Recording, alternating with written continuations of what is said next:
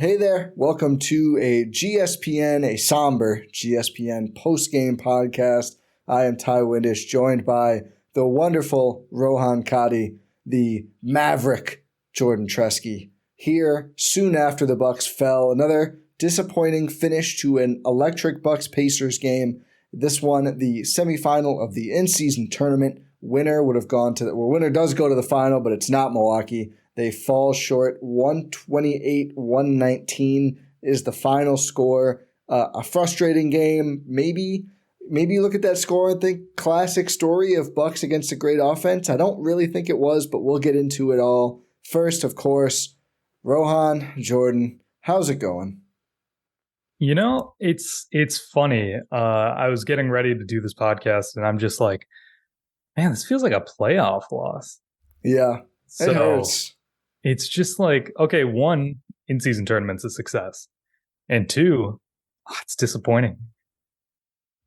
Yeah, the IST is over. RIP IST. They need to get a better name. Well, people are saying call it the NBA Cup. Yeah, why would they just call it the NBA Cup? Like in the WNBA, they do the Commissioner's Cup. They don't call it the in-season tournament. Which is a better name than IST. The Kissinger Cup? Oh, boy. Is that what they're going to call it? With Adam Silver's let's comments. Keep it moving. Yeah. Let's keep it moving. I did it, but let's keep it moving. I gave context. Yeah. Well, yeah. I always need a little bit. I always need a little extra context. Giannis had a tremendous game. 37 points, 10 assists, 2 rebounds on 68% from the field, despite the universe's best all-time defender, Aaron Nesmith, taking shots on him. That's what I heard, that this Pacers team employs the best Giannis defenders of all time. That's what I was told. I mean, if you can limit him to, like you said, 37 points, 10 rebounds, 2 assists on 68.4% from the field. Only one turnover. You have to do it. Aaron Nesmith is actually a descendant of James Nesmith. That's why he's such a good he knows ball. defender on Giannis. Yeah. Exactly, he knows ball. Unfortunately, it's Nesmith. Damn it. Nobody outside of Giannis had a stat line to get very excited about, which I think was a lot of the issue in this game. I mean, I think sometimes, especially this Bucks season, it feels like people try to get really technical and advanced with what goes wrong. This coverage, this sub, this and that. Dame was horrible for the first half. I think he shot 2 for 10. He ends up with a respectable line, but not a great one. Chris Middleton's stat line is good. It's actually, I believe, his first 20-point game of the season. He had 27 rebounds, 4 assists, 2 steals, but 4 turnovers, including some really ugly ones, and not great defense, as we're kind of used to seeing from Chris. Brook Lopez, this was a highs and the lows game for Brook, I would say. Some really big moments defensively, some tough moments defensively. Did not shoot the ball well from 3, which will happen with Brook Lopez. He took 10 threes. A lot of people took issue with this. I didn't as much. Not with that specifically. I felt like it was just a symptom of a very hesitant Bucks offense. Indiana was just aggressive. They applied a ton of pressure, especially to ball handlers, especially to Giannis and Dame, to Chris and Dame. I think Giannis handled it well. He just got to the rim and beat guys. The other Bucks ball handlers, not so much. And it felt like Milwaukee was never flowing into good offense for almost all of this game. I mean, Dame got hot for a couple minutes in the third quarter. Outside of that, it was either Giannis doing everything or just a gritty performance. What did you guys think generally of the Bucks offense? Let's start there. Rohan? It was sort of hesitant, I think is the right word to say. Everything seemed a little too... like they were scared of making the wrong decision. Every single player on the court. It's almost it's not true, but it's almost a symptom of playing like a bad defense, like the Indiana Pacers, is that you're just like, wait, can I get a better shot than this? Or rather than just taking the shots that are presented to you. So it seemed like the Bucks were just not confident in themselves and their own ability to execute their offense, even though they had plenty of opportunities to take advantage. I mean, like you mentioned, Dame 2 of 10 in the first half. It's just sometimes a lot of the shots weren't falling in that first half, let them get that 12-point deficit at half that they managed to get themselves out of in that third quarter. But can you imagine what would have happened if they didn't get down that far to begin with? It's just, They got cold when they desperately could not, and it cost them. I see the Bucks and the Pacers very stylistically similar, and even just their roster makeup. And you have a very dropping big who can space out and hit threes between Miles Turner and Brook Lopez. Tyrese Halliburton and Damian Lillard are different point guards, but kind of blend in the same kind of more in the scoring side of just how they set up pick and rolls and everything like that. I just thought the difference that you saw tonight was Pacers offense was definitely more free flowing, where the Bucks, yes, they were hitting shots from stretches. Giannis was, pretty much nearly, offensively was just, despite Aaron Nesmith being this all-world defender, he was doing everything he can to get to the rim and was barreling through. It was the kind of things that we have seen from the Bucks offense. I mean, as recently as Tuesday against the Knicks, that kind of free-flowing style just wasn't there tonight. And they still put up 119 points. It's the Pacers defense. It's not great. Like, they're, as much as we focus on the Bucks defense, there are other teams that have underperforming defenses while they have these glittering offenses highlighted by all-star level, even all-NBA level players, if we're talking about Tyrese Halliburton. But I just thought, like, between Dame's struggles, basically, despite in the first, second, and fourth quarters. Yeah. Giannis playing brilliant, but then kind of not featured at all down the stretch, which we can, debate or discuss as we go further. Chris doing well, but obviously he's not going to have as much of an impact based on his shifts and rotations, everything like that. That's where it was just kind of like they didn't have the extra oomph. They didn't have the 3-point shooting onslaught like they did last time out, even though they shot better than the Pacers. We didn't see Malik Beasley look all that great offensively tonight. I thought he was searching for it late, and it just came at an inopportune time. Nothing else really from the bench. Campaign was featured heavily, and it was like, unfortunately. Yeah, like we see the limits of what this offense can look like when it's like Brook Lopez is putting up a lot of shots. And granted, those shots were there. And to your point, like, we're not going to, when he misses them, we're going to have a problem with it. When he makes them, we're not, because that's just how it works. It's a make or miss league and everything like that. But also, it plays into how the Pacers defend, because both of these teams are very similar in that they got bigs that can space the floor and shoot it. So, like, I don't know. I just felt like we felt the limits of this offense and how it could operate especially when one of your stars was underperforming for 3 quarters out of 4. Yeah, and I'm glad you brought up the bench, because I think you look at this game and it was an ugly and grimy one for everyone not named Giannis, but Dame still gets 24. Chris still gets 20. Brook Lopez still gets 18. After that, the next highest scorer is Bees, who had 7. And I think the issue with Beasley was they need to just involve him more. I think he had 2 shots in the first half. I mean, they never got it to him. And you could see a couple times somebody just misses him wide open when they're in the paint. And he was getting a little frustrated. I don't think he let it affect his play. I mean, we all know what it is defensively. But I think the offense is better off when the ball is finding him at least a couple times per quarter. And it didn't. And then the bench, Bobby Portis. I mean, this should be a team where he's at least able to find joy offensively, because they're not big and he's not a priority for them. And he again, for like the second time in 4 games, gets an offensive rebound and just misses the bunny at the rim, and then the other team is off to the races. I think it was Obi Toppin or the Isaiah Jackson dunk that the broadcast was putting on Giannis. Giannis was covering his guy in the corner. Bobby Portis starts that possession right next to Isaiah Jackson and just doesn't keep pace with him at all. Pacers keep pace with him at all, and it's a dunk. And Giannis should have rotated, but it's a corner 3 if he does.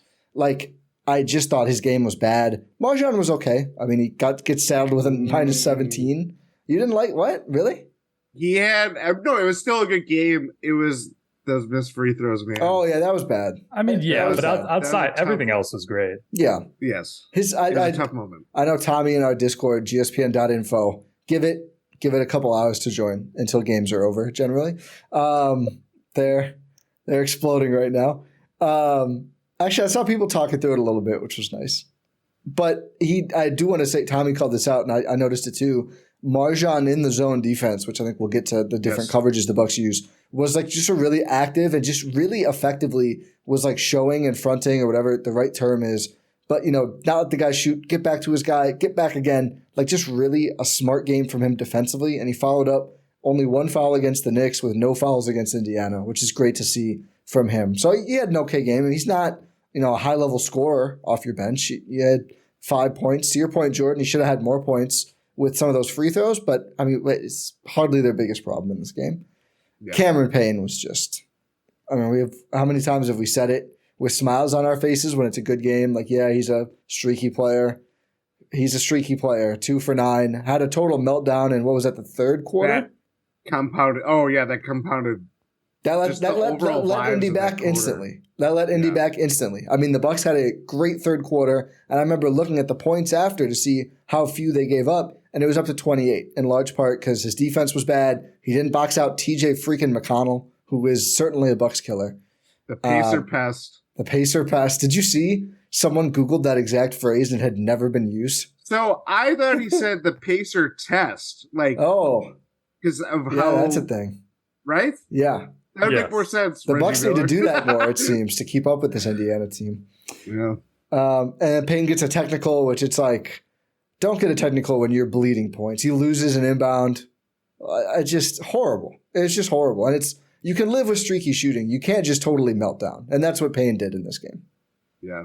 Payne in a P-A. Payne. Campaign without the cam. Yeah. Yeah. Payne man. Spain pick and roll without the P. Or the S. That would be sane pick and roll. Payne. Milwaukee's bench, though, is just, AJ Green plays 4 minutes, whatever. Andre Jackson Jr. probably should have played more. He got the quick hook. AJ Griffin's been showing a quick hook for Ajax the last couple. And I don't, with the way Campaign played, give Ajax another shot. Instead they just lean on the starters more. But so I kind of see what they're trying to do with the 3-guard lineup. And hear me out now, because there are clear defensive issues with this perimeter defense. But when he throws out some iteration of Campaign, Dame, Malik, or insert AJ Green, whatever perimeter player that's left that isn't, Chris or sometimes Giannis, though he's not like a perimeter player. He does it in a way that it helps Dame try to free up his offense. That's what it felt like to me in the first half, especially when Dame goes scoreless in the first quarter. I don't think he hit a shot until like midway through the second. And it was a lot of like getting him off screens, curling, trying to get him. Giannis pinned down in the corner. I noted that. I thought they were going to do that more late because it's like, yeah, they just got to get him shots. They're not letting him shoot it. The Pacers aren't letting him shoot at all. And that was clearly their plan the whole night. Yeah. And that's like the tough thing, especially when obviously like he's had tough shooting games. We've seen these moments before as early as we are in the season. And there's ways that he's gone about it where he's gotten out of it and like, felt the flow, felt the rhythm, everything like that. Tonight it was just like, it was simply like hitting those long range shots. And then really it was nothing else. I know he hit like a couple like mid rangers in between shots too, but like anytime he got downhill, he was in a swarm of defenders, even if they're like Bruce Brown or like guards basically. And it just wasn't his night. Like, I think that's just kind of how I chalk up Dame's inefficient performance. And it's just that's really tough for where this Bucks team is at, where as great of a scorer as he is, if he's not hitting shots, he can set up people, but it's either going to look like it's tilting towards Brook throwing up threes that aren't hitting, or the kind of Malik threes that we have come to expect. When those are eliminated, based on, the Pacers like defending him and trying to get out of like the second side action kind of threes. That's where it's like, do you get him more of the ball where he's flowing?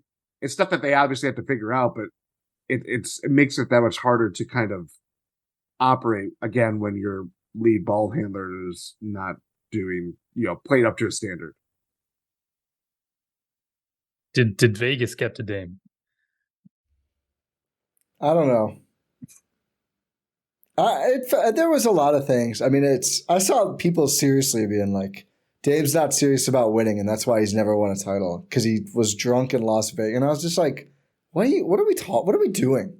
Every game, there's got to be some sort of like, this is why your whole career is the way it is, because you were 3 for 10 in the first half of an in-season tournament game that started at 2 p.m. local time in Las Vegas. Why? Which, by the way, the Bucks now have a free weekend in Vegas. I don't think that's good. I think they should go home tonight. They will not. There's no shot they're going home tonight. They should go home tomorrow. They probably will go home tomorrow. When's the next game? Is they play Monday now? Monday. Yeah. God, that would have been a crazy schedule actually if they made it.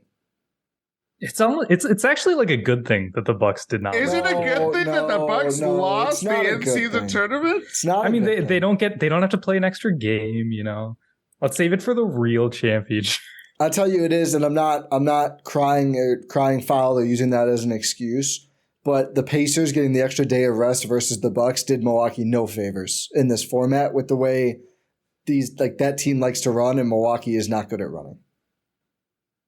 But yeah, completely fair. I mean, you could see it in some of the possessions. There needs to be there needs to be some tinkering done with the scheduling of this, because it's odd. Like the 2 p.m. local start time in Vegas needs to change. It can't. It can't happen. I saw people is it like they need to turn around the court, but it's the same court. They just need to get them out of there. I think they need to get people out of there and clean. But it's an 8-hour like programming. It's weird. What it is. You know what I mean? Pacers are a bad matchup for the Bucks. They're not great. I think on one end for sure. I think on the other end, the Bucks have really just not played like they should have a lot more answers for this Pacers defense. And we'll get to the Bucks defense, which I'm sure there's a segment of people that are pitchforks, and that's the real issue. And their defense isn't great, but we've known this. And I think the real issue for me in this game was the 2 times where Milwaukee's offense totally died, which were the second quarter and the fourth quarter, in which they scored a combined 47 points. In the third quarter, the Bucks scored 43 points. Like, they found something. And then they totally lost that something. And I think you have to give credit to the Pacers, because I think they defended really hard, and they did a great job on that end. But they're a bad defensive team. This was their A game on defense, but you still need to be better than getting held to 22 and 25 in 2 different quarters. And only 29 in the first, which isn't bad, but that's a pretty average scoring quarter in the NBA this season. I think Milwaukee's offense was the issue. I think just wasn't great execution. And then Dame starting slow really played into Indiana. I think that fueled them. I think they basically did with Giannis what Bucks do with point guards, where it's like, you know what? Go ahead. 40 points, sure. You had 54 last time when we won. If no one else is able to efficiently score, we can just outrun you guys on the other end, and that works. And that's exactly what happened. So I think next time, and the Bucks have, 3 more games against Indiana now because of the IST adding one in. You hope to see more players step up offensively. And I think really just not letting it be so easy for the Pacers to funnel all those jumpers to Brook. I think it's pretty clear they made that decision of like, yeah, well, he's the guy who can shoot. So like someone's open all the time. That like the Bucks are still getting open looks, but the Pacers were very selective about who they left open, and it hurt. This is a game where the absence of both Connaughton and Crowder, Bossman 9-9, was really felt because like, could you go small with one or both of those guys in and Giannis at the 5, and then there's no one you want to leave open? It's tougher when Bobby just didn't shoot a 3, I don't think, in this game, and is very fighty from 3, and you just don't have enough options at the 4. I mean, that's Chris, but Payne was really bad. I just think you need better offensive execution and more thoughtful shots than the Bucks took on a lot of those possessions. Yeah, I think Bossman would have helped a lot in this game because he's a switchable defender. He's a very versatile defender, and that's something that the Bucks really needed in this game. It just felt like down the stretch in that fourth quarter, it was consistently like a 1-point game, then a 3-point game, 1 point. It's like you just need to stop. You need like 2 stops in a row, and that game turns on its head. They couldn't get it. They couldn't get it. They couldn't string together multiple stops in a row, or just like a stop in general for large portions of that, and it did them in. We were talking about it before we recorded, but I felt like the backbreaker play was Chris bringing up the ball. I forget who scored. Maybe it was Haliburton. And he's warding off Dame, like he's going to set up the offense. This is how we're going to do it. Immediately sets up like on the left corner or left side. And Giannis is in the post, but Dame is kind of like one pass away at the top of the key beyond 3-point. And it was just a bad pass. The Pacers, I think it was Bruce Brown, read it perfectly, jumped on it, and from that point on, it was Bucks were chasing an even bigger deficit. Like, to your point, Rohan, of we've seen them string, play the shootout game of, hey, your score, my score, your score, my score down the stretch. We've seen them play, okay, let's turn up the defense down the last 5 minutes, and then, we can keep up our scoring or, find some spark. It's just hard to do that when this is a very volatile game. There's huge point swings coming out of halftime. Like, the Bucks are down 12 at half. They lead by 3 at the end of the third. Like, this game was like nuts in that way. And it was, as advertised of just how entertaining it would be.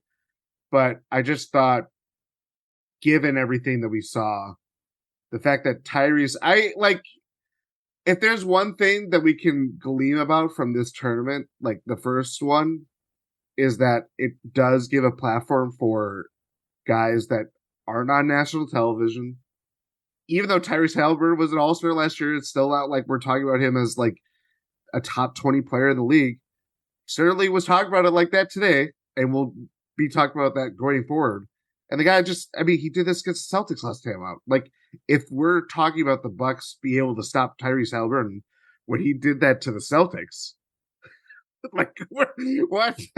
we're not talking about the same thing in that same way. So, like, I get that. For me is good from that standpoint of like elevating players that normally don't or haven't been talked about in that way, that certainly will be talked about that way moving forward. But that was a side point of my overall point.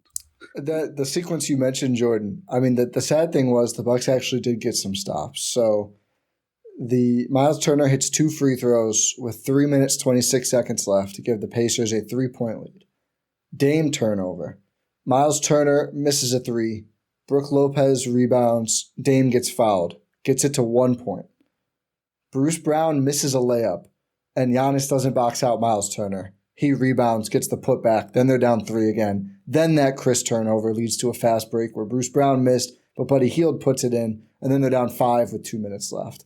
And then from there, Brook misses a 3, and then the Pacers get hot. Then you couldn't get a stop. Then it was Tyrese Haliburton layup. He misses a 3, but he gets the rebound and then hits a step-back jumper. He took 2 basically step-back threes. It was just they didn't rebound then. So it's like you got a couple stops late and not boxing out and not making good passes, not making horrible passes, throws the game away. And I think that was like the minute or 2 minutes or whatever, however long that was, that clearly just threw the game away. They were right there, though. You're right there. What I said before this game was you got to execute offensively to feed into the defense. And it was frustrating to see that not happen for long stretches. Some of the Dame turnovers were rough. I think he had 7 assists, 3 turnovers. Middleton, I think, had 4 turnovers. So it wasn't like either guy had 10 turnovers. But some of these games, it's felt like the couple that they do have are just backbreaking. And this defense, I think they're built to be okay in the half court. But if the other team gets running, they just can't withstand it. And we saw that again in this game. Certainly still looking like a team that could use some help on the perimeter, just defending-wise. Anytime they tried to defend a pick and roll straight up, the Bucks, whether it was Dame or Beasley, they both took shifts on Haliburton, they just couldn't hang with him at all after the screen. And it was just, he's either making these beautiful runners over Brook Lopez or perfect pocket pass to Miles Turner. Miles Turner, some incredible finishes, by the way, on pick and roll, like through Brook Lopez, through Giannis. I mean, again, credit to the Pacers. They didn't shoot well, but they played a hell of a game on both ends. But I think the offense has to be the driving force of this team, and when it's not, that's when they can't win by just tightening up on defense if nothing falls. They used to be able to win that way. Bucks fans are used to that. That's not the team anymore. Maybe if they acquire a defender, they can rely on that mode sometimes, but when the offense totally short circuits, bad things happen for this Bucks team. Wonder how they're going to acquire a defensive piece at the deadline. It sucks that PJ Tucker has a player option left, and I don't think he's the cure-all, but he would have been such a logical buyout candidate. He just doesn't play now for the Clippers. Would have been a very logical buyout candidate, but I don't think that is actually realistic. I don't want to do trades right after they lost one game. I think they're still – are they – But Ty, they lost the in-season tournament semifinal. I know, it's crushing. Yeah. No more cup. No more cup. It's funny that the Bucks play the Pacers again in like a week. I think it's kind of good. I think the Bucks need to prove something against his team, to be honest. And I think it's a semi-bad matchup. I think it should be a better matchup when Milwaukee's on offense, but it's early between these two new iterations of teams. It's been two close games. Indy got the upper hand both times, and they earned it. But I think the Bucks should want some revenge after really on such a big stage. You joke about the in-season tournament, but a lot of eyes were on this game, even though it did start at way too early in the day. I think it's good Milwaukee gets another crack, and I would hope we see just a better game of basketball because clearly this was not anything close to an A game from the Milwaukee Bucks. No, it was not. Because we've seen, like, we just came off that Knicks game where it's like, we've seen an A++ game from the Milwaukee Bucks. That was not it was just not, especially when you're going up against a lesser defense compared to the Knicks defense. It's disheartening. It's disappointing. It's you started off the pod well, Ty. It's sombering. Yeah, I think it's frustrating to kind of. The Pacers just have this like upstart feel. They're building something. They have all the goodwill of trying to build something out of just kind of always being this, making the best of what they have, which is like good but not great. And obviously they have a bona fide star, which again, Tyrese Haliburton's very good. He's been like this for a while, but now it's just at a bigger level. And I think for me, it's where I'm at with this kind of loss is that we see the limits of what we can expect. Like the defense is just what it is right now. Part of that is just personnel based. I would say a lot of it is based on personnel. When you don't have the two CCs, Pat and Bossman, that loses kind of your versatility, your ability to guard on the perimeter. It puts even more pressure on guys like Campaign, Malik Beasley, Dame. That's where it's like you hit the limit, or you hit the kind of where it gets hard. Of Campaign is trying to go through screens against Tyrese Haliburton, who's just slicing through your defense night in, or not night in, drive in, drive out every play. That's why we saw the zone. It's why when things got junked up, it's not even Tyrese Haliburton. It's TJ McConnell just running as fast as he can, getting down the floor. That was like, if we want to get mad about anything, TJ McConnell did stuff today that was just so easy, and more power to him. Beating the other team down the floor just by running down and just not stopping like the Energizer Bunny, like that's going to get you points. That just happens. But it's stuff like I expect Tyrese Haliburton to slice this defense up and down the floor. It's the stuff that we saw with McConnell, especially, where it's like, where is this coming from? Why is he like, he's always had the Bucks number, but now on the IST level, he's taking the cup dreams away. Yeah, McConnell 4 for 7 from the field, had 9 points, 3 steals, also 3 turnovers, 4 assists. But I mean, just ate campaign's lunch. And I think some of the moments in this game honestly come down to that. I mean, you look at Indiana's starters. I mean, they won Tyrese Halliburton's minutes by 0. But the bench, they were plus 14 Isaiah Jackson, plus 17 Benedict Mathurin, who was 3 for 12. But it's just that bench unit just ran away with the game. And then on the Bucks side, the starters mostly do end in the minus, but like Bees, who didn't have a good game, they won his minutes by 6. They lose Payne's by 18. Like they just died in his minutes entirely. If campaign 43 bench points for the Pacers, 13 for the Bucks. When you're getting that deep in your rotation, like that stuff matters. And like, the disparity just kind of widens in that way. That is crazy that in the Halliburton minutes, they were just a dead even plus minus. It did not feel like even the same thing. It felt like the Pacers hit like these big shots from 3. They were 7 of 33 from 3. Like it wasn't like there was something crazy. I'm like, oh, Bucks lose their shooters. Like what's going on? Like it was purely just that pick and roll, and they just kept doing it. And God bless Brook Lopez for trying to get a hand or like just kind of just his mere presence of deterring shots. Like when you keep going that well, it's the levee's going to break eventually. Yeah, I think, and I get why Adrian Griffin likes to close with Brook. Probably shouldn't have in this game. Probably just had to go back to the zone. I think it was the only thing that reliably worked against the Pacers when Halliburton was out there. Nothing worked in the TJ McConnell. TJ McConnell, you just have to pray he misses. There's nothing else you can do. It doesn't matter what you run. But I thought what zone, a wild sentence. Obviously, it was a little sarcastic there. But like, it wasn't far off. In just get between him and the rim would be a start. That would be nice. But or go get a technical instead when you get beat and then lose the ball in the inbounds.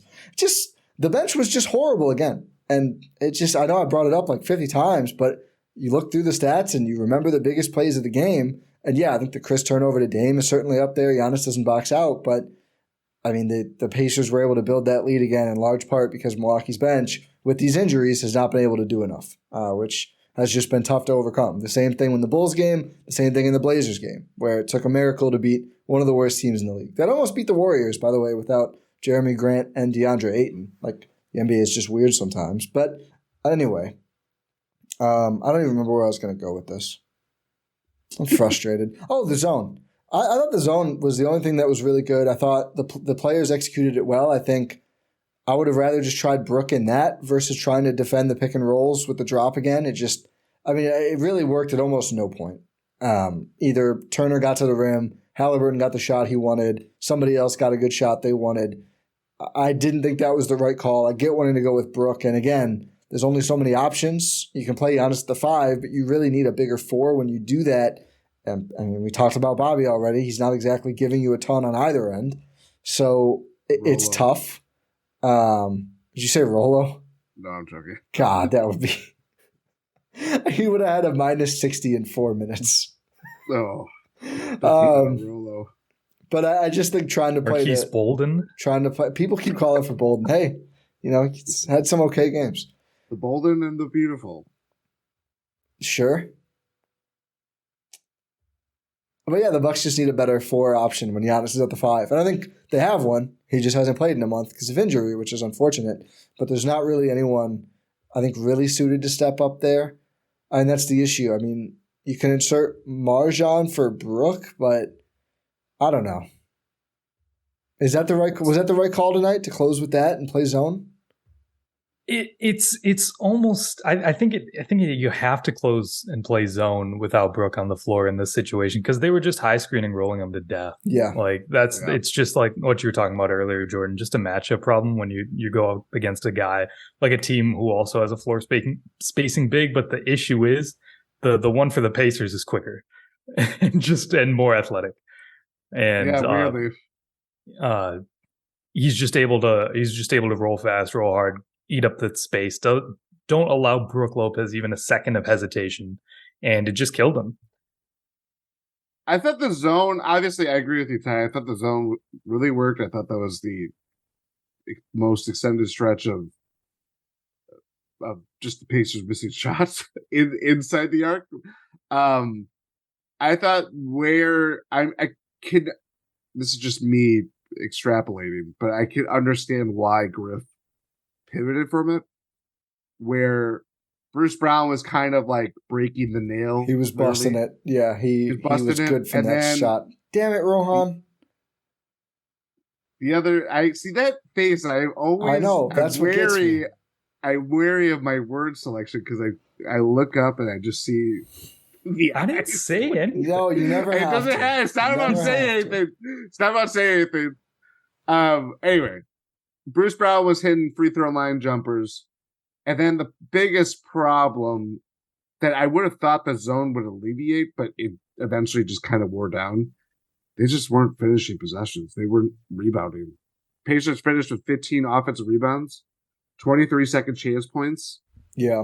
Can't have that happen against Indy. Can't have that. Like that, if we talk about the perimeter defense, the one-on-one defense, occasionally when teams are shooting the lights up in three, it's the rebounding that it really is tough. Well, it's anything that further stresses an already not great defense. I mean, yes. Fast break and second chance are like those are really hard things to defend for anyone. But certainly for this defense, like you can just the energy goes away when they give up an offensive as many teams it does.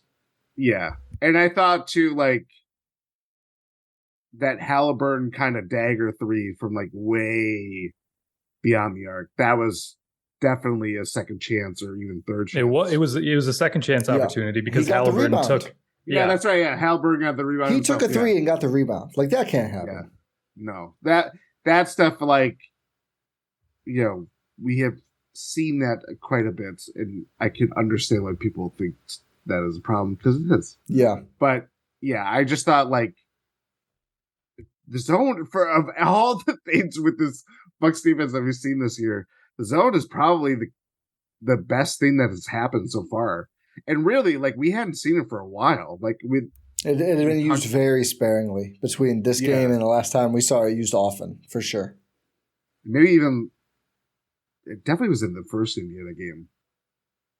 Yeah, I think it worked pretty similarly well in that game.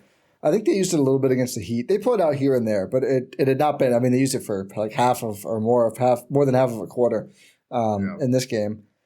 I mean, I think part of that too with the rebounding, a lot of it was late, and it's like they clearly Griffin didn't feel like he could rely on anyone from the bench. I mean, Bobby plays less than 18 minutes. Payne plays 16 and a half, which was like too many already. MarJon probably should have just gotten some more run, even though he wasn't doing that many things outstanding, but he was surviving. Yeah, he was competent. Yeah, he wasn't bleeding points, which was a major plus. Yeah.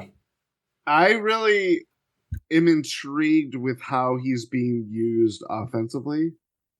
Like today, we saw him in the dunker. Like he's like that kind of, if we want to, again, just kind of put someone in the PJ role, having just like a long body in that specific spot on the floor that led to extending possessions. 3 offensive rebounds. Yeah, he didn't finish all that much, but then went to the free throw line in part because of that. It's another way to kind of get him in spots that are just, you know, he's growing as a shooter. He hits threes, occasionally he doesn't. Like, it just, from a half-court perspective, I think it's a very interesting way of using him. And honestly, like, we've seen them use that with Andre Jackson when he's got a little bit more run than he has in recent games outside of his injury. But yeah, I thought MarJon, you know, he didn't fill up the scoring side of his stat sheet, but I liked what we saw of him outside the missed free throws. Yeah, that was tough. Yeah. So I guess what are the big takeaways from this game? I mean, it's big because it's an in-season tournament game. It also is still one of 82. I think it was. Yeah, it's not one of 83. Take that, Indiana. Yeah. Suckers. Actually, it wouldn't have been one of 83 because that tournament championship doesn't count towards anything, but take that. Did they lose because Dame touched the trophy? That's bad luck. He did touch the trophy. He touched the trophy. Yeah, there was a video. A reporter was like, hey, don't touch the trophy, and he touched it again. That's a big takeaway. That might be the big takeaway. Don't touch the trophy beforehand. Mm-hmm. I didn't know that was bad luck either. So me and Dame are the same. Big takeaways from this game, I guess. Just one. Let's do a positive one. Chris again is looking more and more comfortable with the ball in his hands, and also just like being able to orchestrate an offense, get to his own shots, be able to play almost 30 minutes in this game. Yeah, he's really coming along. I mentioned this on the last pod, but again, plenty of time to figure it out, and he's got 60 games to figure it out. I agree. I'm gonna black lining your silver lining. Don't let him bring the ball up. Are you dark clouding? Yeah, I'm dark clouding. Don't let him bring the ball up if anyone's pressing. It's too stressful. It's too stressful.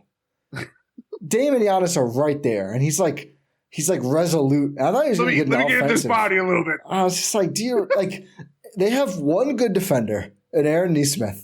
And who's the greatest defender of all time? But he's a good defender. I mean, I don't want that to get lost in making fun of. I heard he's a depoy. The broadcast just salivating.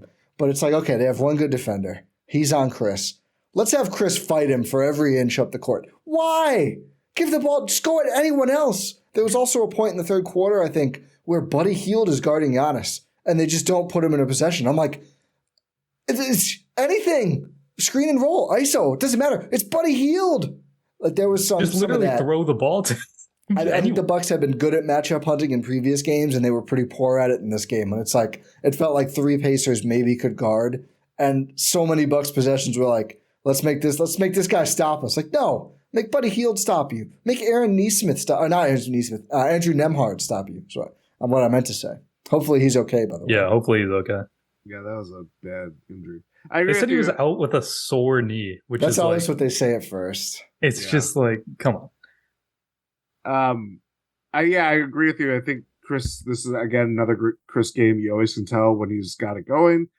He usually starts in the first quarter, and in spite of Dave's struggles, he and Giannis and Brook were hitting shots to kind of set the things off before things were kind of off the rails, back on and then off again. Yeah, it's nice, again, to see at least, that they fought back great to start that third quarter. I mean, it was a lot of good ball, I think, on both ends. They executed offensively really well. They didn't knock down their threes at a crazy amount on the night, but in that quarter. And to carry on the Chris optimism, 4 for 5 from 3 after 2 for 3 against the Knicks. So after a pretty cold start to the year, he is, shooting it like gangbusters right now, which is definitely nice to see. Giannis looked great. Giannis is, yeah. I don't think you could have asked more from Giannis, honestly. Unstoppable. Had to get him more involved late. Dark Cloud, yes, I agree. Yeah. And again, it was just like, that's the thing they need to work on the most is I think going to certain things more purposefully late. Like they started this game purposefully with a bunch of Dame Giannis pick and roll, and I was like, oh, this is good. And then I think they lost the plot on that a little bit as Dame struggled throughout the night. But Giannis, sensational. 13 for 19 from the field. 0 for 1 from 3. There's somebody out there going, if he doesn't take that 3, they win. I don't even remember that position. Oh, no, that was a heave. That was a half-court heave at the end of a quarter. Yeah, Never that's mind. right. Yeah. There's still somebody going, that's an early shot clock 3. Why did he take that? 11 for 13 from free throw. Giannis played it like it was a big game. 10 rebounds, 2 assists, 2 blocks. Really strong game, 37 points. So nice to see that he still is getting pretty much whatever he wants in this matchup. Now the key to battling and having better games versus the Pacers is who else can be in that good of a position to not let Indy just run and put the ball in the basket more often. He had the fewest shots of any starter in the fourth quarter. Yeah, that's not good. Enough. 6 points, 3 of 3, but it did feel like that in the moment of just like, oh yeah, Giannis is he's just kind of setting up guys in terms of screen setting or just passing it in I don't know. And one of them, at least one of them was on him. It's a team thing the team needs to work on, or one of them, like a non-shot. Because at one point he got freed up from a screen or whatever on the opposite side of the arc away from the camera. And it was him one-on-one in open space, I think against Miles Turner, like 10 feet from the rim. And he had some space to get moving toward Turner as well. And he passed it out to like a semi-contested Chris, who then got it to Bees for a contested jumper. And it's like the way everyone has looked, the way you have looked, you just got to go shoot that, man. And it's funny after there was some convo, I think, the last couple of days about is like Giannis been too selfish. He sure wasn't tonight. I think he could have stood to be a little more selfish, but it's a hard balance to strike when you're getting used to this new offense with a new guy in Dame who certainly merits his touches as well.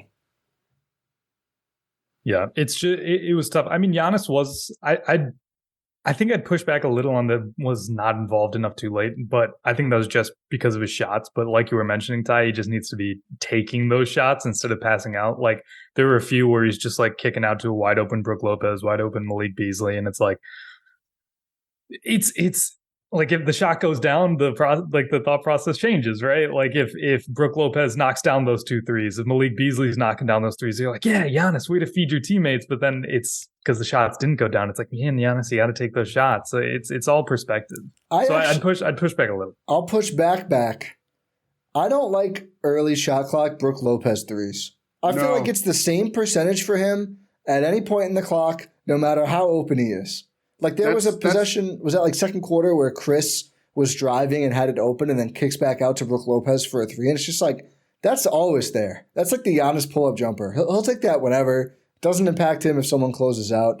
He's just like, again, I thought Indy wanted that. I think the Bucks played too far into their hands. So yeah, I agree with your point though, Rohan. I mean, it is, and that's been a lot of Bucks analysis this year. Certainly a lot outside of the pod here of like, did they win? The process was great. Did they lose? They're terrible and they're not doing anything right. And I don't want to do that, but I do think the Bucks were coaxed too easily into just being like, oh, the guy open is Brook above the break. Guess I'll shoot another one. Guess we'll have him take another one. That's also like another reason why it's like you can't really close the game with Brook Lopez because he will take those shots. Oh yeah, no matter what. He should. Because you expect him to do it quarters 1 through 3 or the first 43 minutes of game. Yeah. When those shots are there and it's a tight game and he's not hitting it or he's 3 of 10, like this is a more exaggerated example of that, but like that is what you expect. That is what you want out of Brook Lopez. You don't want him passing a shot. Well, and just generally, if you're the open guy in that situation, if you don't shoot, that's even worse. I mean, it's not saying he should be out there shooting, but if he is out there, he's got to take the shot. If you're wide open and the defense has collapsed and you don't shoot, that's even worse result. I'm not saying like he should take those shots. He should take those shots. No, I'm not saying you shouldn't. I'm saying maybe you could have a different person. We totally agree. We're in lockstep. I'm saying this. I'm saying the same thing. I just wanted to say, like, if he's out there, that's what he should do. But yeah, he just shouldn't I'll fight be out you there right now. Happening. I know we're in pretty heated debate over this. Next on Undisputed. That was just kind of the issue for the Bucks, though. I mean, the bench. Here's another bench stat: didn't make a 3, 0 for 4. So there was nobody you could put in there to trust to knock down a shot because literally nobody hit any of them the entire game. They only attempted 4, but still, I mean, that's like you want Marjan cold in there taking those shots? Probably not in that situation. Again, a Crowder, Connaughton hasn't had a great year, but would have liked to see him making some plays. I mean, it feels like Pat would have come up with like a crucial gets hit in the face, offensive foul drawn, or a couple of threes, a drive to the rim, something. Yeah. Jay Crowder would do something. Definitely. I mean, Ballsman for sure. I mean, he's the best player in the world. Yeah. What they were saying about Neesmith, what would they have been saying about Crowder? Probably not a single thing. God. Probably not a single thing. No. They'd be doing a lot. If I speak, I'm in big trouble. What did you think? What did you think of the overall presentation? The tournament, the game atmosphere. Well, there was no crowd, so that kind of. I didn't find it that detracting from the TV perspective, though. No, I think they kind of piped in music or just like cranked up the mics because it sounded loud. They absolutely did. But they were fine. absolutely pumped. But it made it a little more energized, at least to watch. I know I saw a lot of people who were there, like they're having people fill down to the lower seats. No one's here. Someone's like, "It's cold. It's going to be a big deal." I was like, "Who cares? It's just get running. You're not going to be that cold. It's Las Vegas." But I thought overall it was I like the court. I like the ugly courts now. I'm just on board. It's like a Christmas sweater. I think they should be ugly. They should make them uglier next year. Are they going to change up the courts every year like they do City Edition jerseys? Well, they have to. I mean, you can't. They have to. I mean, the Bucks have lime green in the middle of theirs. They can't just do that if they don't have those jerseys on again. When they put out a real name, they're probably gonna have to change the courts. Oh yeah, the car brand, soda brand, chip brand The NBA GSPN Cup. Ooh. I don't have to hit the wiggle today. No, you don't. I was thinking about that. I wish. What'd you I say? would 10 much threes? rather. Yeah, I'd much rather. I thought- Does that I thought the stand bet for the was- rest of the season? I by the thought way? the bet of was course.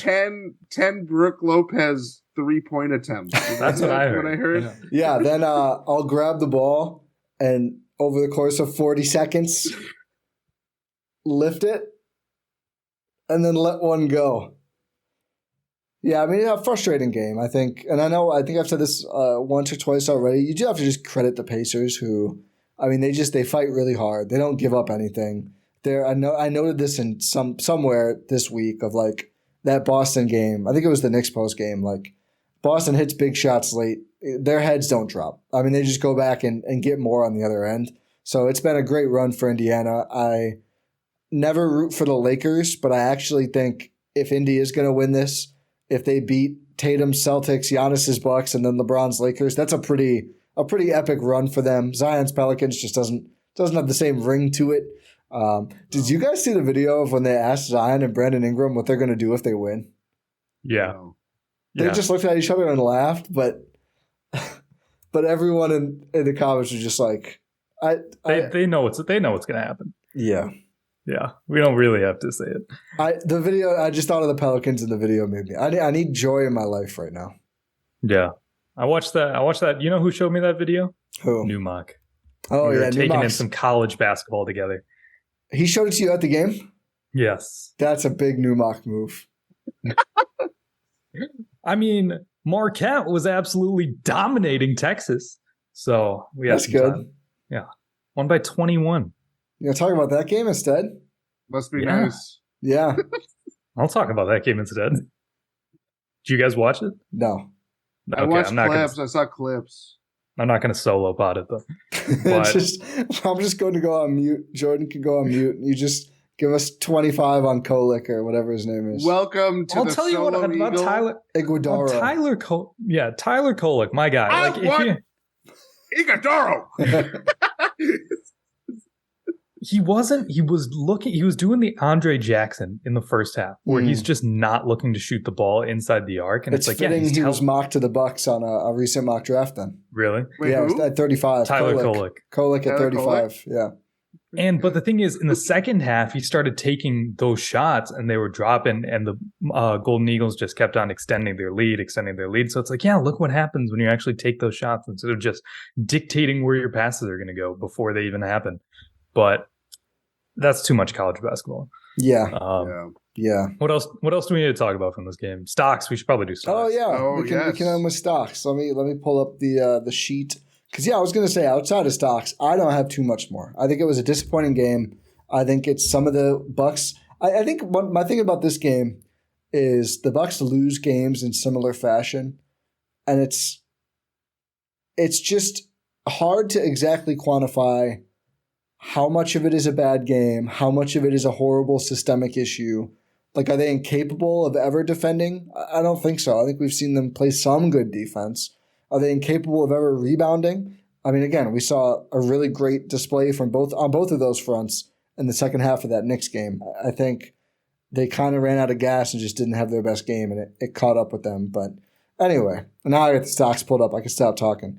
Does Giannis go up to 50 from this performance at I think 49? he has to. I mean, yeah. What more can you ask? 37, 10, and 2. Was it? What did I say? 1 turnover or 0? 1? 1. With how much? No, he had the ball? zero turnovers. No, I'm One looking at the turnover. fourth quarter. I'm looking at the fourth Okay, quarter. I was That's my gonna bad. You're good. How does Dame net out?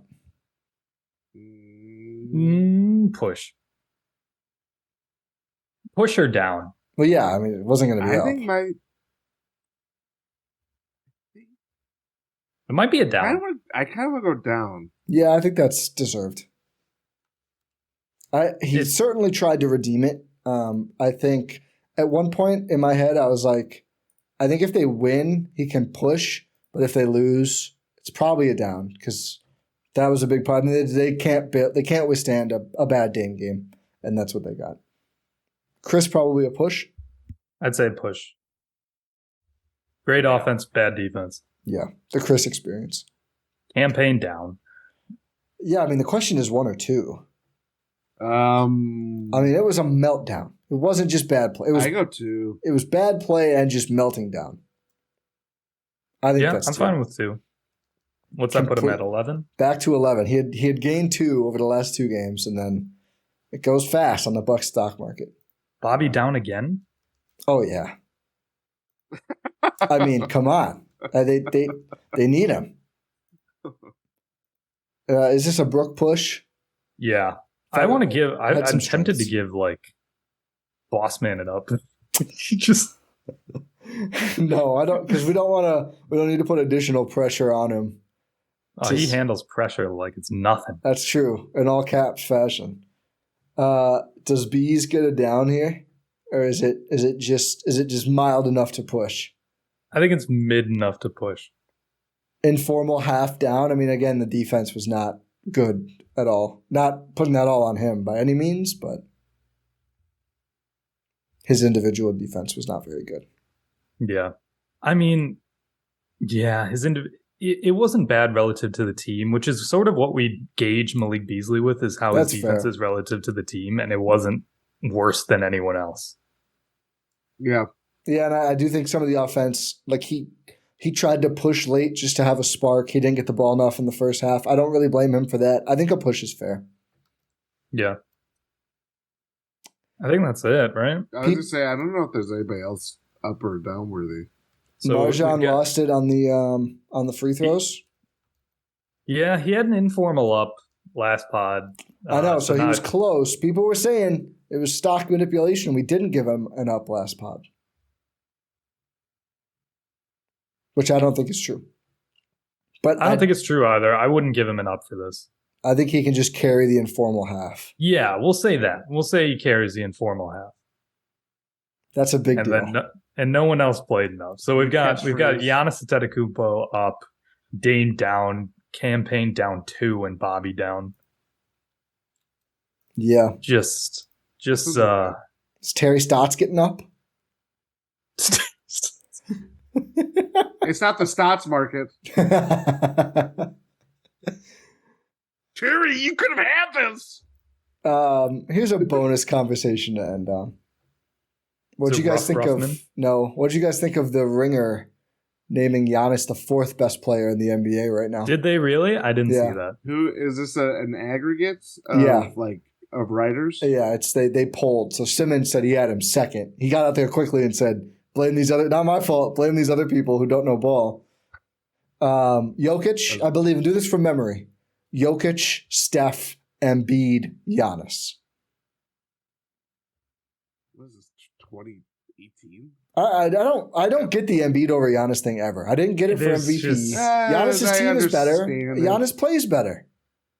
Yeah, there's just Giannis is better on offense. Giannis is better on defense. Giannis' team is better. It's the rainy MVP thing that he shouldn't have won. I don't really get that. It's not really valid. Steph, I also don't. No, they suck. No, they suck. I mean, his team sucks. I mean, we're not blaming him for that, but also like he's played well for Steph. He's still a great player, but Giannis came into this game, and it's certainly true now, scoring 30 points per game on 60+% field goal shooting, which I don't think has ever been done before. Never. And he shoots threes badly, and he's still doing that. And it's like, what is he being docked for? I don't know. The Bucks defense isn't good, so that's his fault. I don't. Bucks had the highest winning percentage of those teams. Yeah. Clearly, if they're going by addition, Dame must be a top 5 player too. Then, if he's the one holding him back from these rankings. Yeah, I think they had him like 16 or something, 15. Crazy. I don't know. I have a whole new player to get mad about now. Who, Steph? No, Dame. Where they rank him on. Oh, that's true. Now I have to like make up new, like, what do you mean you have Dame below? I can't even think of a player. Tyrese Halliburton. Well, after this game, well, maybe. Okay. You see a Tyrese Halliburton say, "You know what time it is?" Yeah, I was like, that's good. That's funny. Yeah, but it's fine because the in-season tournament doesn't matter. It's not real. This game isn't even on the Ring books. check, Halliburton. Oh wait, Dame doesn't have a ring. Shoot, I can't say that. That's what happens when you touch the cup. Dude, that's the problem though. Tyrese did he was very tactical off the court, even more so.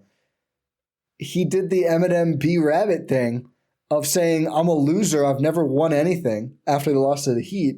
You can't say anything to him about this now, after we lose to him in the in-season. Oh, you never won. He'd go, yeah, I know, I said that. But now I won this, which it's sad, but you're a young player, it is what it is.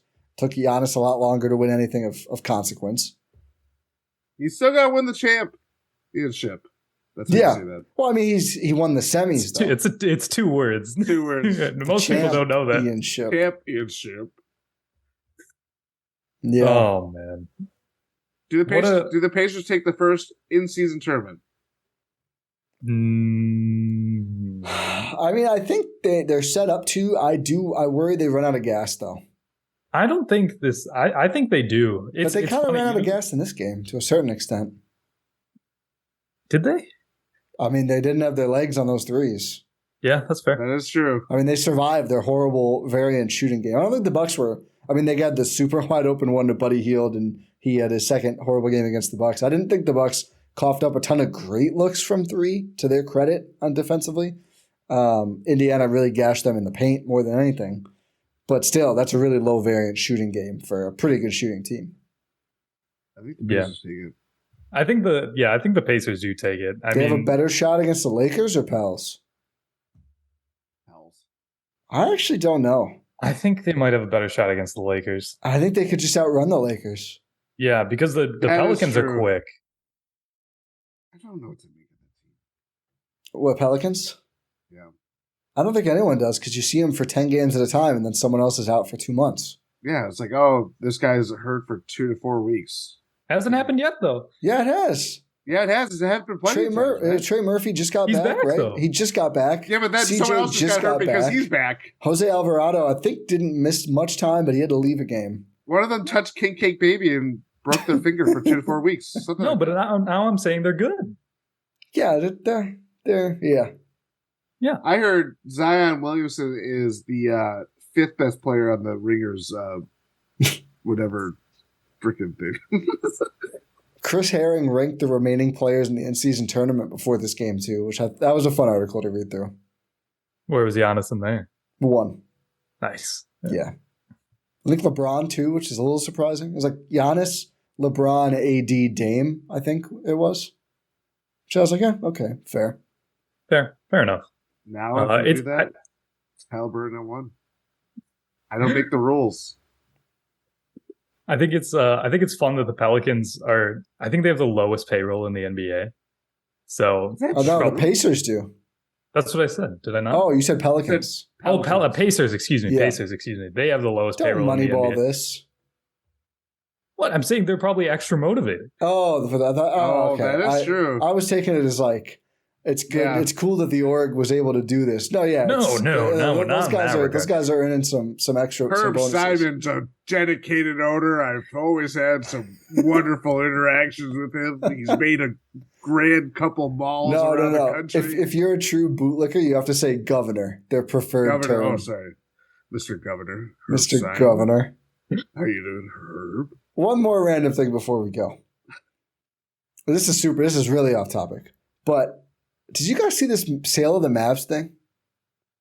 Yes. Yeah. So what I find really weird about this, and credit, I was listening to the Hoop Collective, my guys, my new go-to national pod. And Bontemps brought this up, which I was thinking this the whole time. So they're like, Cuban sold the majority of the team to the Adelson family. But it's like he gets to run B-ball ops.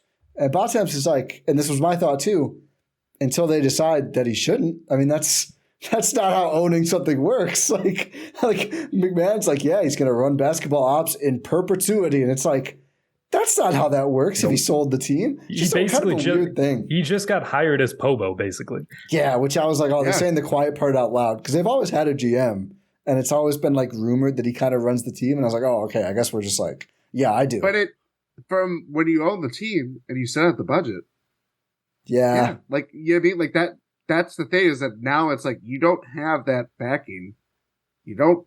I mean, you can get fired. I mean, that's like get fired. That's exactly. a new element to the job for him. Yeah, and it's like he does like the Magic Johnson gif of like I'm not gonna be here or whatever. Like whatever he will do. Oh, we might get something even like better than that with Cuban. Yeah, unless if he like it could be possible where like because of all the other things around the sale of what it means for legalized gambling in Texas and just kind of doing the strong arm kind of thing of doing everything. Maybe the people that are taking this over between the Adelsons and some like the DuPont family or whatever. Yeah. Maybe they just want Mark Cuban to be the face of the Mavs, which he has been for a long time. I don't know. I think they do for now, but like when you don't own it, I mean, it's not in perpetuity. You make enough Chandler Parsons deals, and you don't get to keep running the team. Is usually how that goes. And that's going to be write something positive for once. So just a little weird thing over there in Dallas. A lot of sales too. Speaking of the Pacers, Herb Simon sold his stake in the Pacers. I believe that was last week. Oh, not his entire, but there was a minority stake. Oh, to a movie producer. LeBron said the quiet part out loud too that he wants to bring an NBA team to Las Vegas earlier this week. Nice. That's fun. Yeah. So that is okay. Adam and I were talking about this on our Win in 6 episode earlier in the week.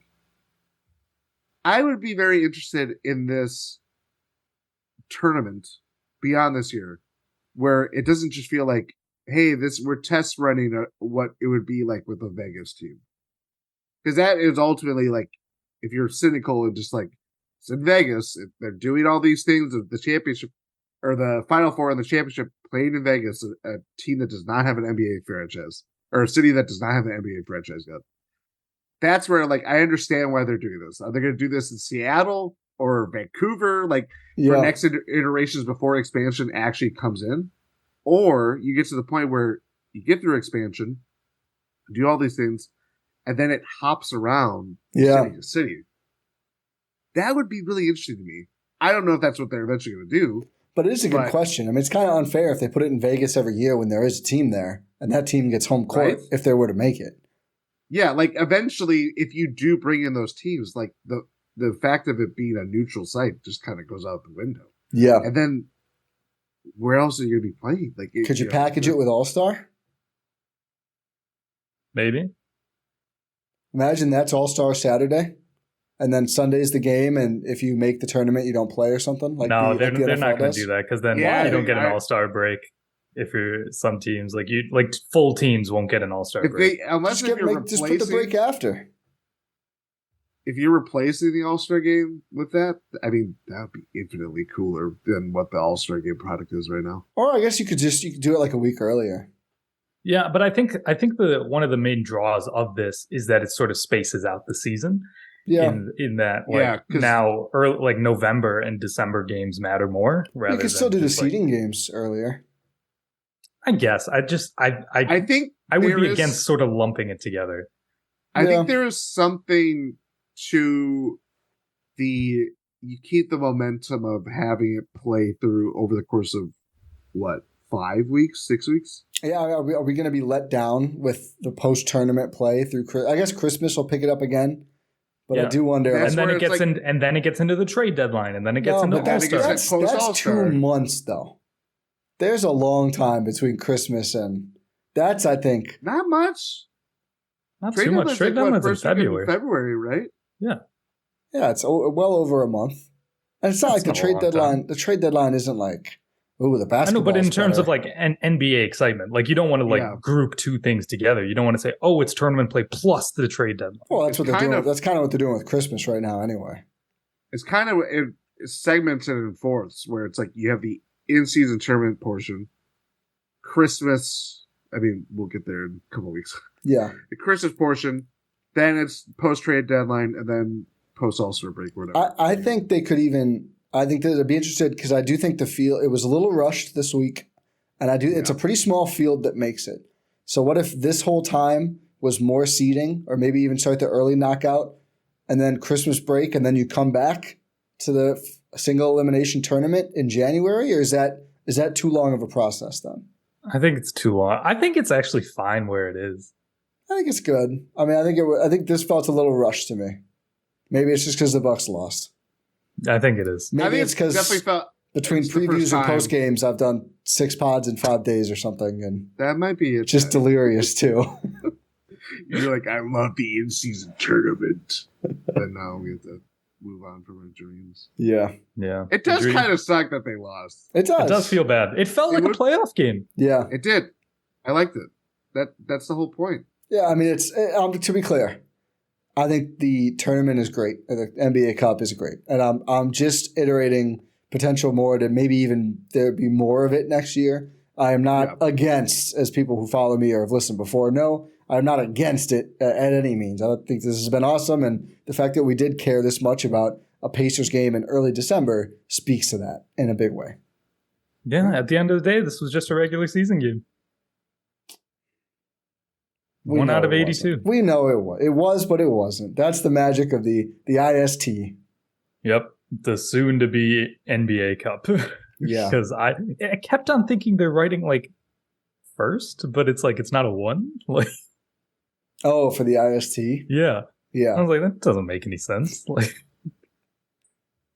well, is it the trophy's called the NBA Cup, right? Correct. So that's why they don't call it the whole thing that? Which I guess it would be a little confusing if they had the same name. I mean, not really. I don't think WNBA, it's Commissioner's Cup, like because you win the win the FA Cup. Yeah, okay. It's the FA Cup. Okay, like, just call it what it is. Just I accept the loss. It's going to be the Pfizer NBA Cup next year, whatever. Cops Custard NBA Cup. Leon's. Then Tyrese will be even better in the tournament. There you go. Let's not name him that. He might go through us even more next year. So where does this? Let's say the Pelicans win this, and then like, I feel like I have to watch the game to help with ratings as a true hoops fan. Because I don't want to hear about it. I don't want to hear about it. Yeah, I'll put it on you. I would want to watch. I mean, I would plan on maybe doing something else with my life now that this run is over. I feel like I don't think I'm watching this game. But it's not because of the game. It's just because the Bucks are in it. It's because the Bucks are. It's also because I was already busy on Saturday. Yeah. So, but I think Pacers Pals would be a hilarious, just like sicko hoops matchup. I'm kind of here for it. Yeah, we shall see. We obviously don't know who's going to be facing Indiana in the NBA in-season tournament championship game. Final. Cup. God, Cup. Just, Open. It's a basketball game. How about that? Yeah. It's a 1-of-1 basketball game. Until I was over. What?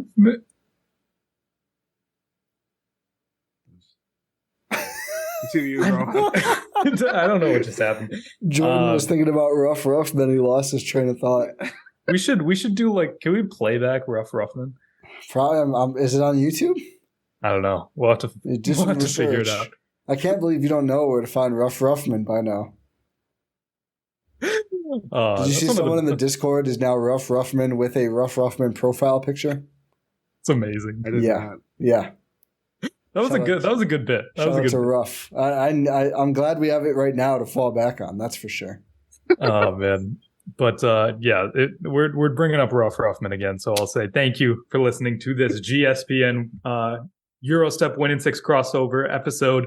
Unfortunately, the Bucks are out of the in-season tournament. They will play their next game on Monday against the Chicago Bulls, who will again yeah. Oh my god!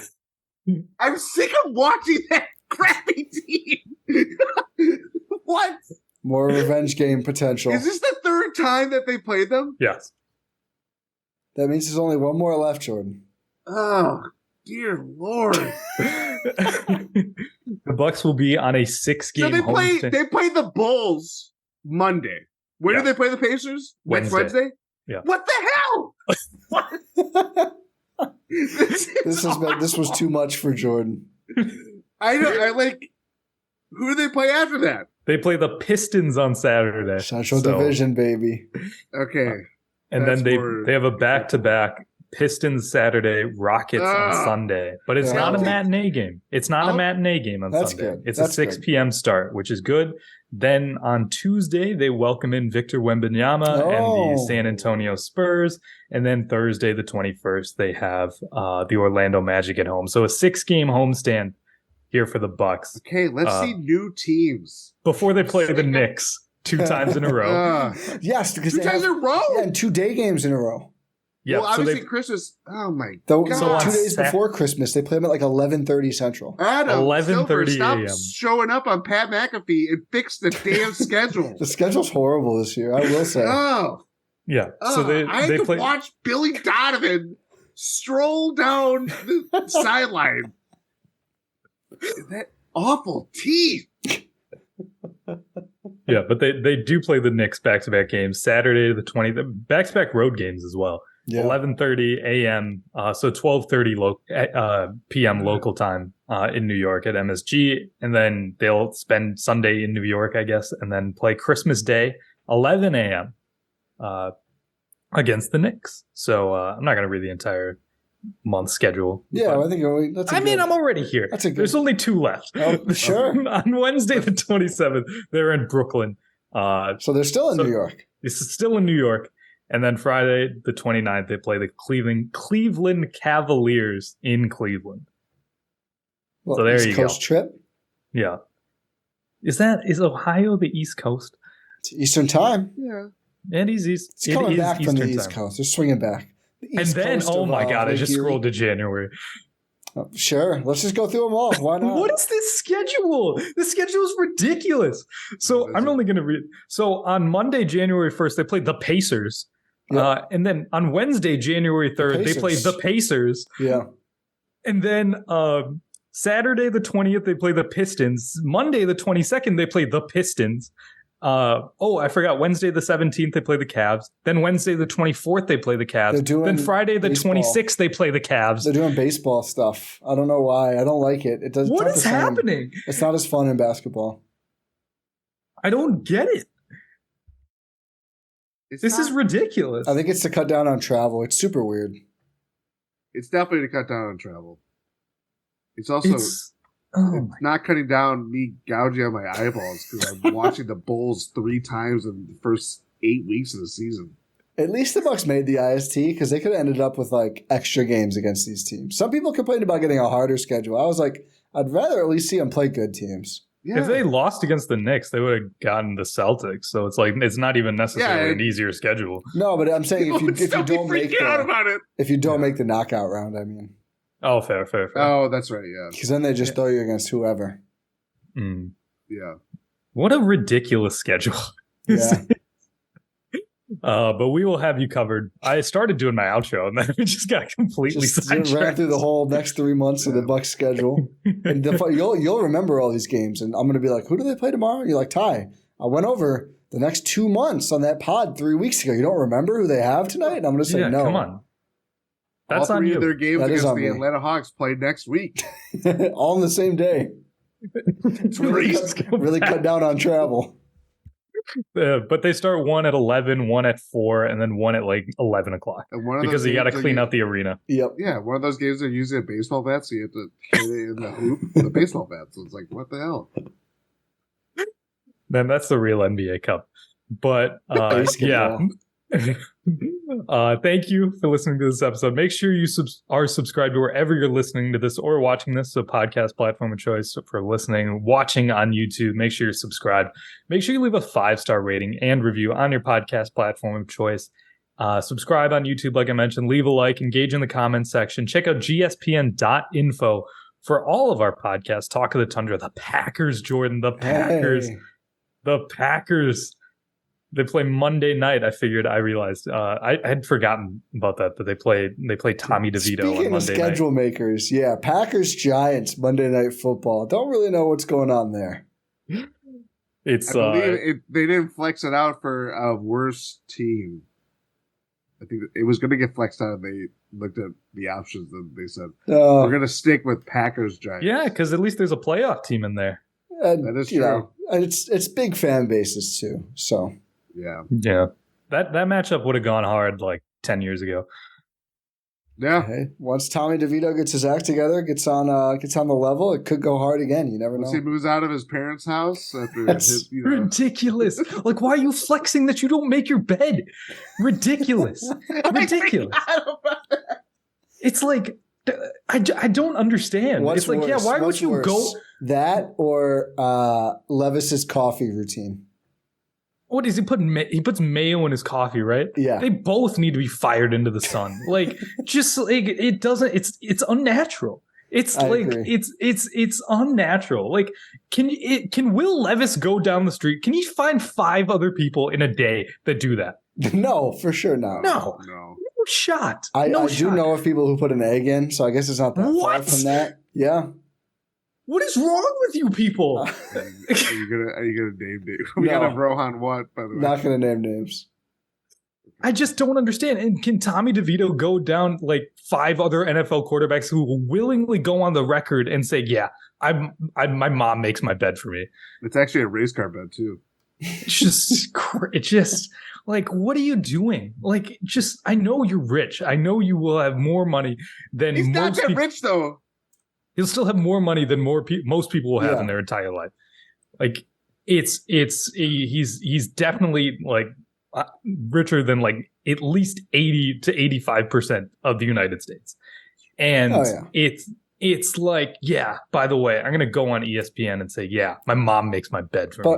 I'm a 25-year-old man. He should make the bed, but the cost of living in New York and being that close to the stadium, they live very close to MetLife. I'm not criticizing anything else about I know. He should make his bed. You got to do what you got to do. Like, I understand that. Make your damn bed. Like, it's crazy. I tweeted that when it happened at the time, and someone was in my reply saying, "Yeah, my wife tried to get me to do it and just gave up." You're a problem too. Like, just make your bed. It's crazy. Rohan can't tweet anything without someone saying, "Actually, I disagree." Yeah, I wish there were more meat options in the city. Ridiculous. Ridiculous. Can't get enough meat in Wisconsin. What a horrible take. I've always said that. We need more meat and spin up more cheese too. Oh my God.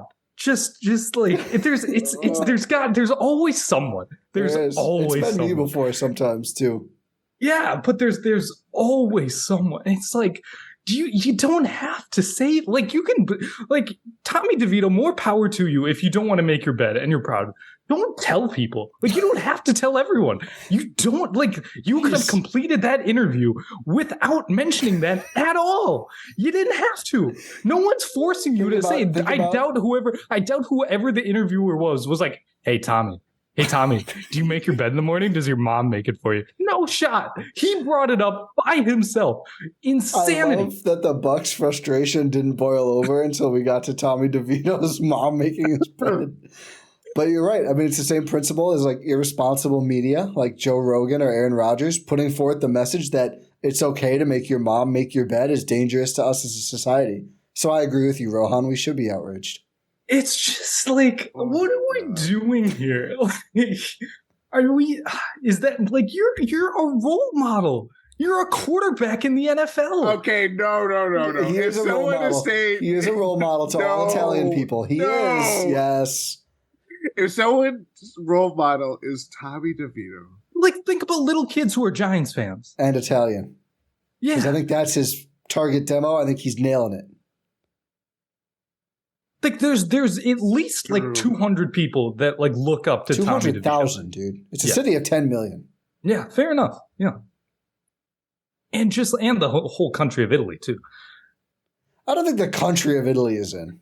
I think it's more Italian people who are over here. I don't think they're like in Sicily, like cooking up fresh pasta, enjoying beautiful climate, and like, let's see what the New York Football Giants are up to on Sunday at 9 p.m. or whatever.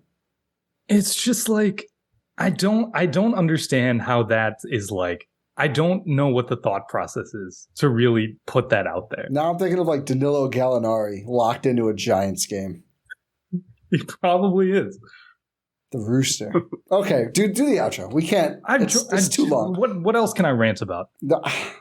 I can read his entire quote about. No, we're done. Thank you for listening. Pod Random. Bye.